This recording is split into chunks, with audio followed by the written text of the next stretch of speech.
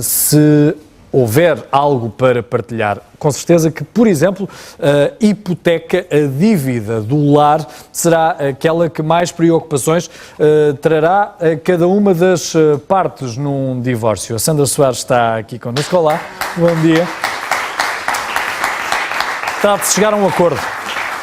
Esse é o ponto de partida, não é? Efetivamente é preciso apurar se existem imóveis para partilhar, assim como outros bens, avaliar o valor que o casal... Vai só aguardar um instante porque eu necessito de ir buscar um outro microfone para conseguir ouvir a Sandra. A Sandra estava a fazer-nos referência a um acordo que é necessário obter entre as partes para que se consiga saber exatamente quem é que paga o quê e quem é que fica com algum do espólio que esse casal possa ter adquirido após o casamento, ou então se existir um acordo, não é? Sim, exatamente, ou até mesmo antes, porque por vezes a aquisição é feita por ambos antes do casamento e depois ao realizarem o casamento o bem passa a ser dos dois também, assim como a dívida que foi contraída anteriormente. Foi feita um estudo recentemente Sim. que apurou que a matemática das relações amorosas e foi verificado que em 100 casamentos, 48 resultam em divórcio. E 1/3 do crédito mal parado em Portugal tem que ver com isso também. Tem a ver com os processos de divórcio. Porque há quem assuma a dívida porque quer ficar no lar, quer manter-se no lar e depois não tem capacidade para pagar a dívida. Precisamente. Inicialmente é necessário, conforme referi, ver qual é o valor a atribuir pelos bens a partilhar. Depois é necessário verificar se algum dos ex-cônjuges pretende ficar com o bem, neste caso. Em terceiro lugar, precisa de apurar se tem capacidade financeira, tem que avaliar a sua taxa de esforço, que já foi referido noutro programa. O ideal é chegar até aos... O ideal é aos 30%. Sendo que, no máximo, não é? Sim, é o ideal.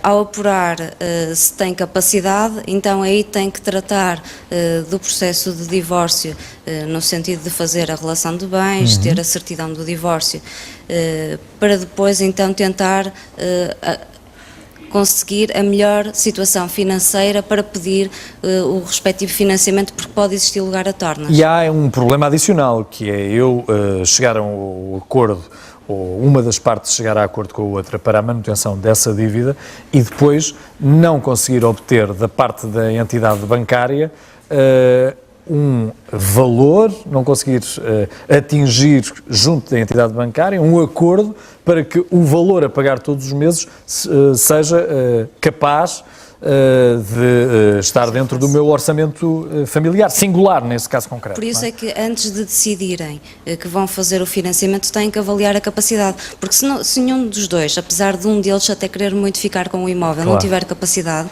então aí o ideal será vender o imóvel, fazerem um acordo de pagamento até ao momento em que vão vender o imóvel e depois então quando venderem, depois cada um irá decidir a sua vida. E é esse propósito que temos o exemplo? É nesse propósito temos o Então exemplo. vamos aqui espreitar e Sandra, se sentir necessidade, depois podemos nos levantar para apontar alguns exemplos. Talvez seja mesmo melhor. Vamos a isso. Sim. Então, divórcio e as dívidas. O divórcio e as dívidas. Este é um caso que eu trago, que foi resolvido recentemente e quero também referir que recebi, através da academia.financeira@sap.pt, vários e-mails neste sentido. E para quem estiver a ouvir, aproveito também para referir que todos os e-mails foram respondidos por mim. Neste caso, o casal avaliou o imóvel em 80.000 euros. É preciso saber se a avaliação pessoal que eles atribuíram ao imóvel... Se é coincidente com a avaliação patrimonial, que é aquela que está nas finanças, porque prevalece sempre a maior. Claro. A que tem maior valor. Neste caso, então, tinham uma avaliação de 80.000 e ainda tinham uma dívida de 58.000 euros. Depois de verificarem todos os bens e dívidas que o casal tinha e que decidiu partilhar, verificou que existia um valor a pagar ao outro de 3.000 euros. Assim sendo, a pessoa poderá optar por uma das duas situações.